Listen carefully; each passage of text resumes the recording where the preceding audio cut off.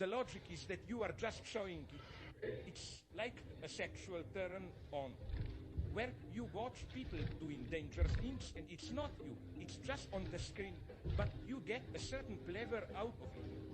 But what I find so wonderful and so terrifying is that when you do these things, you really enjoy them. Yes, of course. I love life as well. I love my existence. But life at the same time is a very precarious thing. It's something that is constantly on the brink of failure. I once knew a man who had been paragliding and crashed into a wall. And he survived, but he was badly injured. And I asked him, how does it feel to be alive? He said, it's terrible. I'm now of no use for anything. I can't do anything anymore. I'm terrible.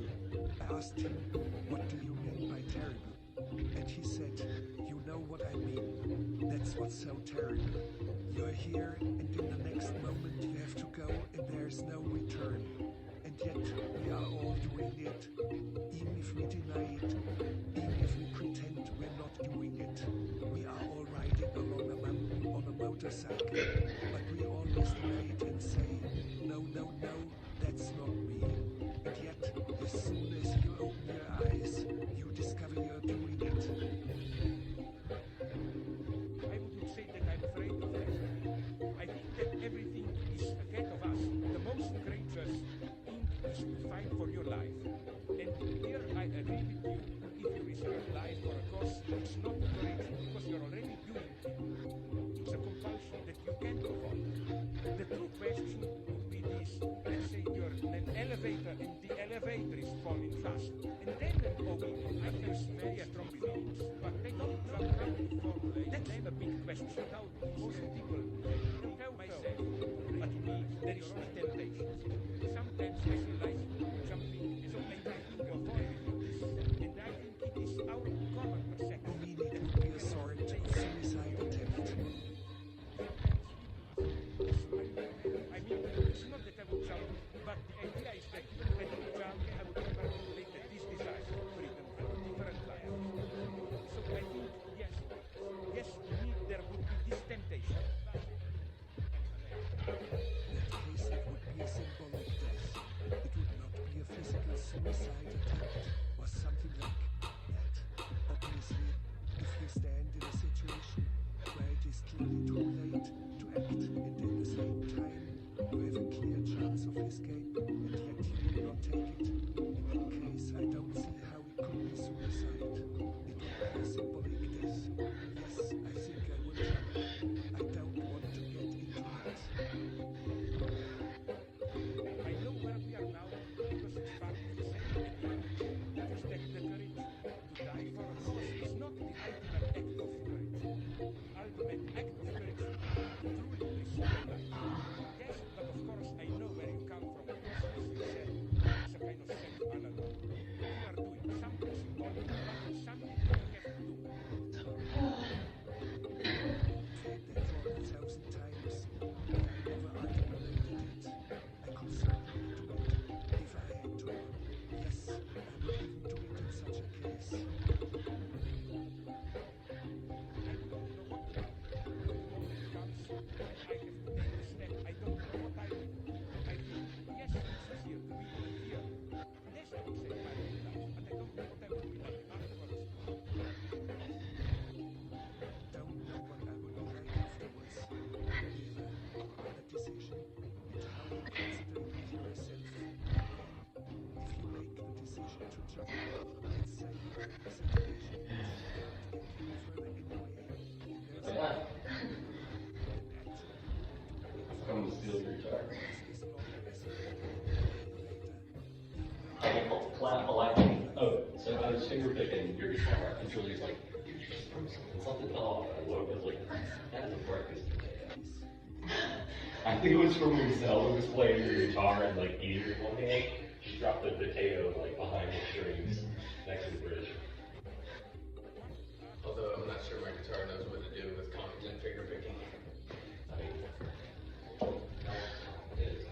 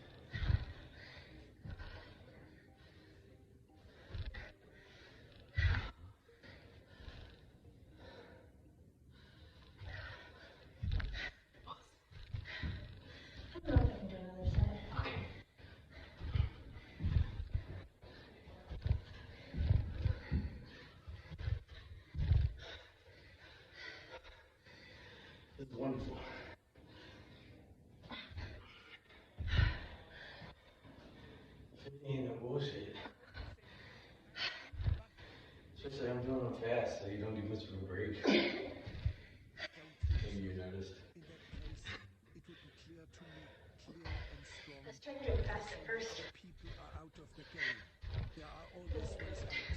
For example, if there is a fight in others' lands, and there are holy terms, it's not a It was 100.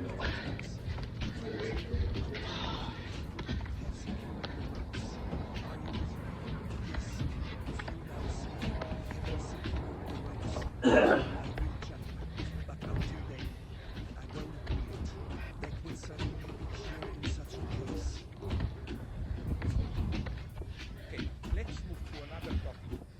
You are well known as an almost mystical admirer of the American West and of its mythology. And I don't mean mythology in a dismissive sense. Is the United States the country with which you identify? Or would you say that the United States has changed so much that for Europeans like myself is no longer the same United States? I think it's changed so much that it has become a different country. If you talked to me 10 years ago, I would have said something different. I think that it will not change back. And this is what I hope for. Because I don't want to see the United States as it once was. It's different today, and it's not going to change back. You speak of mythology, and you speak of the American West. I often have asked myself, where do I belong? Where do I have a home? Where do I find roots? For me, I have no homeland. For me, the border is always an emergency border. I think the same goes for me. I stopped identifying some 10 years ago with Yugoslavia, since it was then clear that Yugoslavia was no longer what it seemed, and in my case there is something that is almost ridiculous.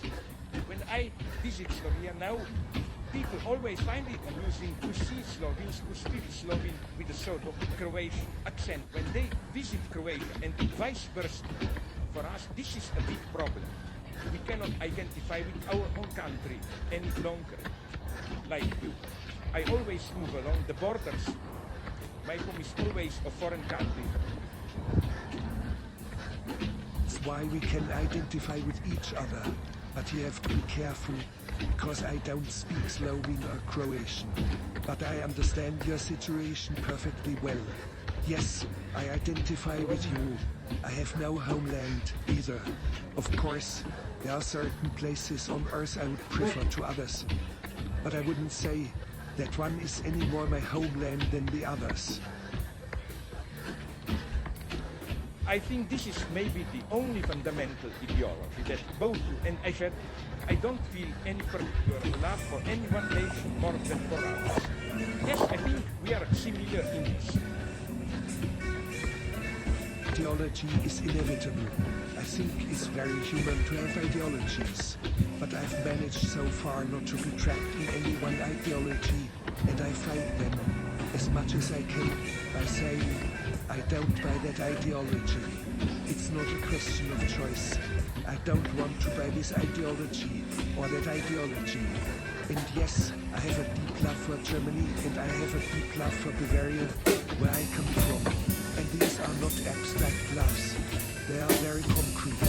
My mother, who died 2 weeks ago at age 99, was a Bavarian woman. The last time she spoke, and it was not to me, but to a park manager at the castle where we lived, she said, the last time I saw my father was during the war. He tried to stop a tank with his cane. That kind of history you can't just joke about. I take it very seriously. And I take very seriously the love for this country and for their country. But ideologies I don't take seriously.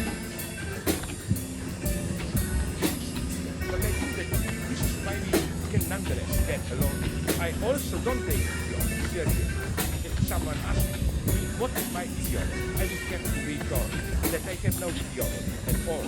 I think ideology should. That I have certain opinions, but ideology is something stupid. Yes, I think it's very human to have ideologies, but only to a certain degree. There are moments where I say, I don't want that. It's like when your girlfriend comes to you and says she wants to have children. Then there is a moment of hesitation.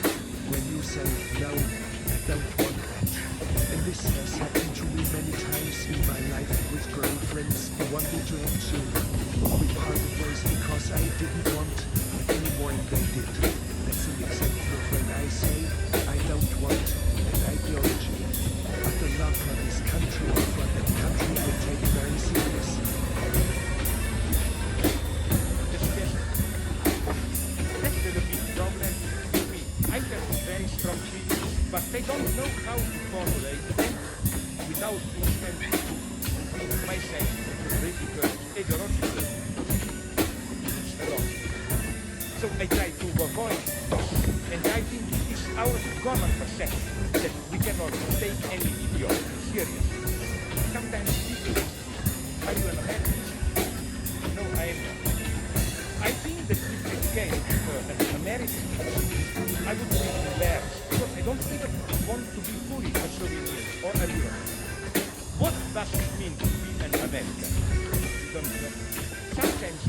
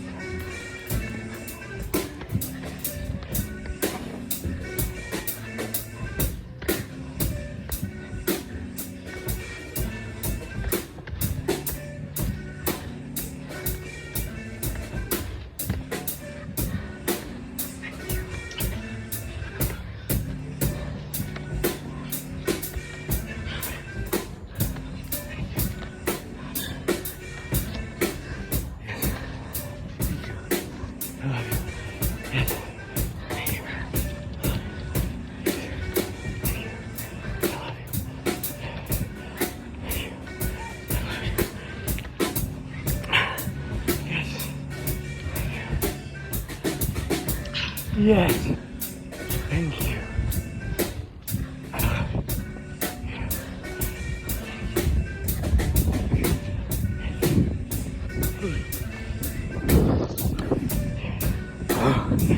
Oh, I couldn't do it.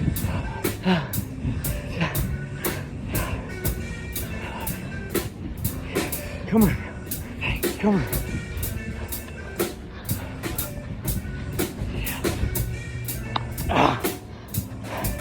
Thank you, guys.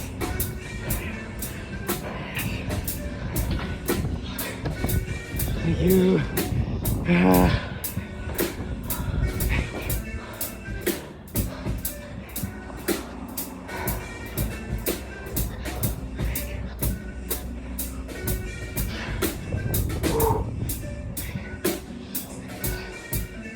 Yeah.